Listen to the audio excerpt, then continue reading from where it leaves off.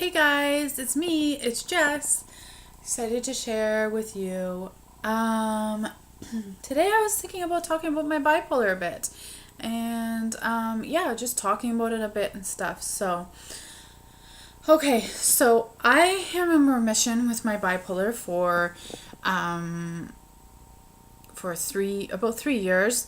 Um I I never really thought that was possible.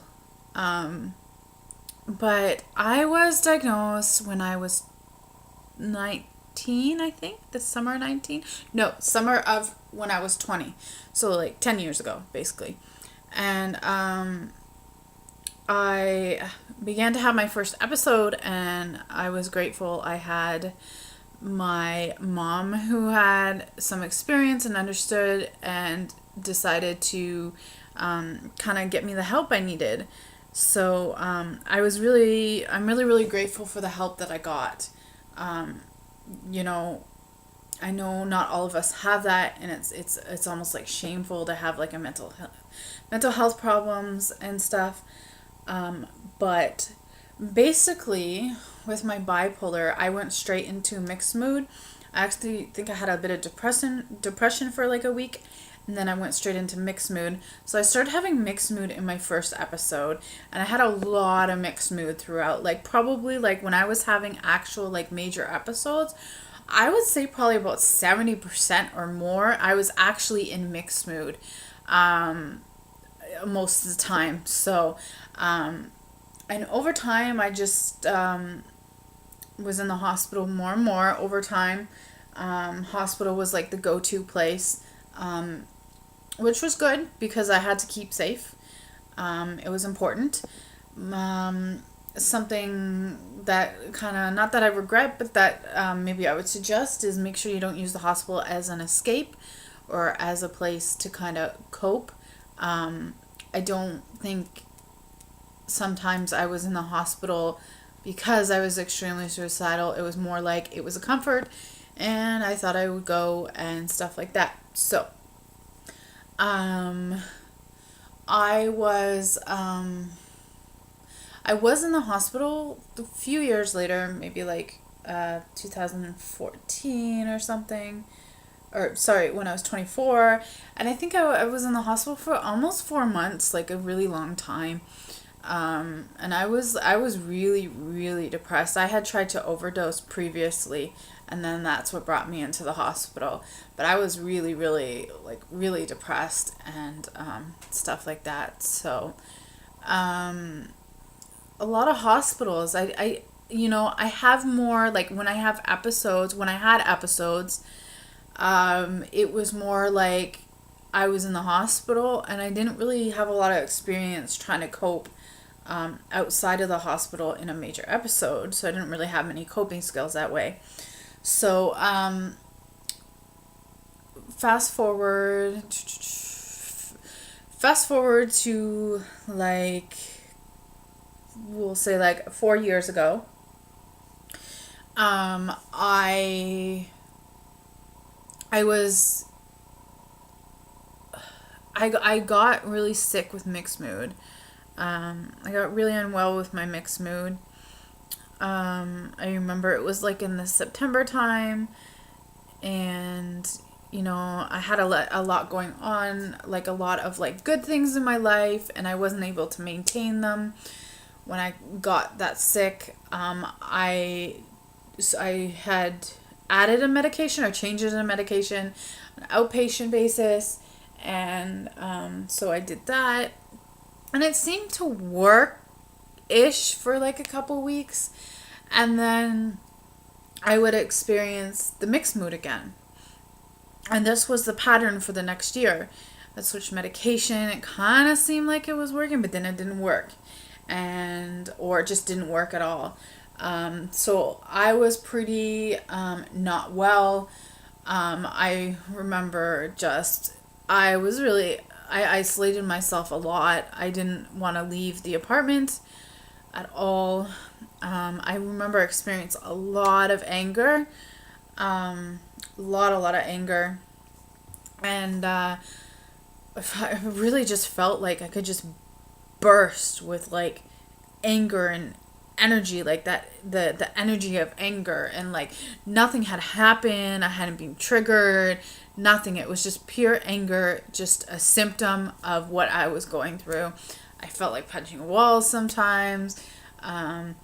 Really, so I did get in a bit of a routine. Steve was kind of living with me at the time, and I got in a routine, and it was very quiet, and it was very like very isolating, but I had a routine, and it was really simply like I would read while Steve was at work, and then when he was home, like we would go for a walk sometimes. I think we were going for walks at that time, and it was in the winter.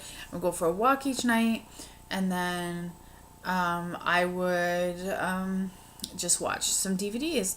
But at that point, I was so grateful I could concentrate on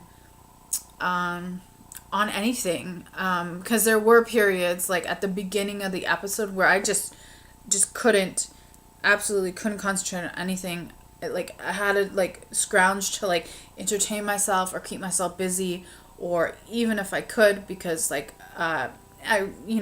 when I get like that, I can just stare. Like I can be really, really depressed, but my mind can be racing so much that I'm just like staring into space, and I'm a completely different world. But so anyways, that continued for a while. I tried meds. I tried new meds, combinations, stuff like that. My life became like bipolar. Like it completely became it, because I was just trying to survive each day. I was really suicidal too. So I was just trying to get by for about a year. It went on, changing meds and stuff. And then I started to get sick with my OCD, and I was diagnosed with my OCD, which I now don't meet standards for anymore. So I'm really grateful for that. But I got sick with my OCD, and I was in the hospital more so for that, because I was so suicidal over some of the intrusive thoughts and stuff that I was having. And so I was in the hospital. I did a little med change kind of thing, just to like, I think I went on something for the OCD, to help the OCD. And then so I left, and then things like kind of were like, it was like I would have like a recovery period, but it was just like it would only be for like a few weeks, and it wasn't even like full. Like I was still kind of like in a mixed mood. Like I never fully, like it's like I would try, like, and I was almost getting better, and then I wouldn't get better kind of thing. So it was decided, like I was kind of just like, after a while, like I kind of thought I was in mixed mood for a long time, and sometimes I kind of questioned myself. So I went to my psychiatrist, and I was really upset, and I wasn't feeling good around, it must have been in November. So I wasn't feeling good, and I said I've been in mixed mood for like a year and a half, however long it was. And he said,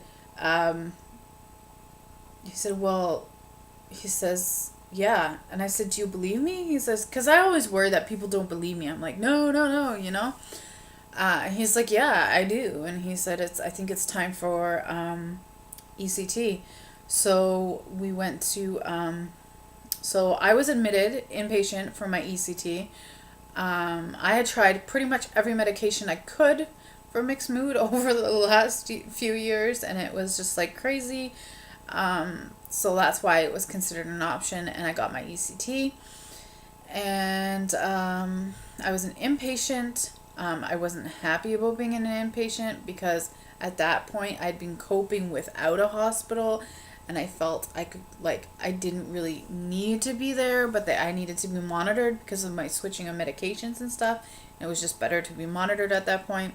So I was an inpatient for a while I did my ECT, and yeah, I started to feel better over time. I started to feel a lot better. It was a slow process, really, getting better. But I got better with the bipolar, and the ECT did its job.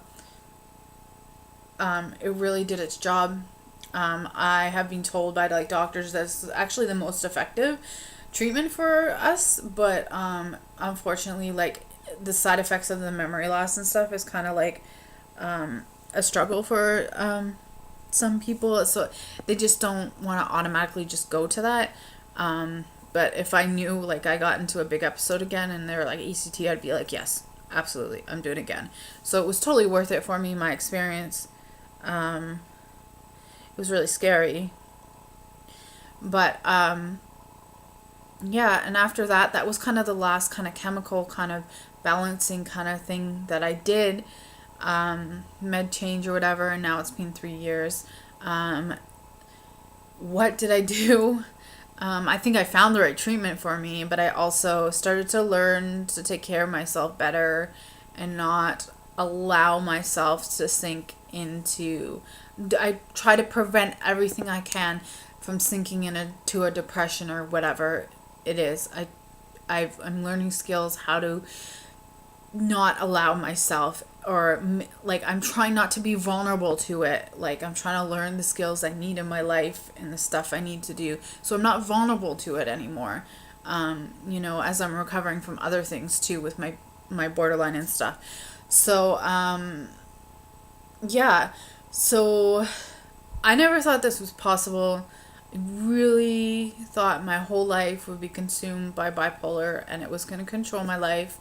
um you know it's possible for me to get not well again, but I basically just say to myself when I start getting really really fearful, and I've had depression for about 5 days or so, and I'm kind of worried, I'm like, my mind will tell me, oh my god, I'm gonna get sick, I'm gonna get sick.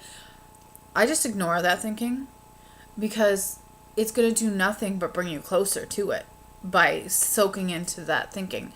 I say, you know what? If I do, I do. So let it be. And I just tell myself this too shall pass.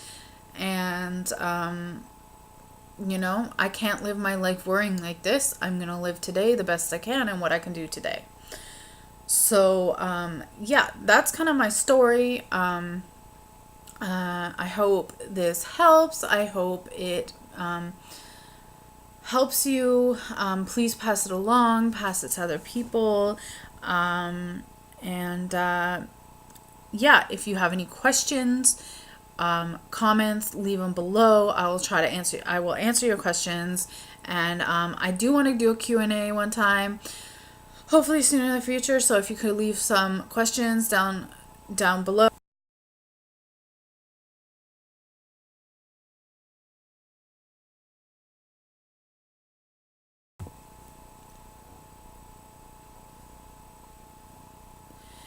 Sorry, I have to cut that out.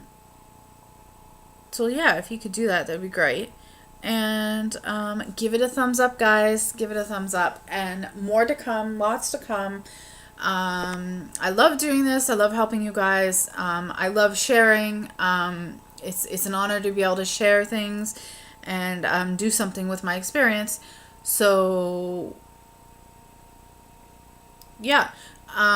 Please subscribe if you haven't subscribed. And yeah, put that like button if you're grateful for being alive today, because I sure am, and I'm a survivor today. So, okay. Bye, guys.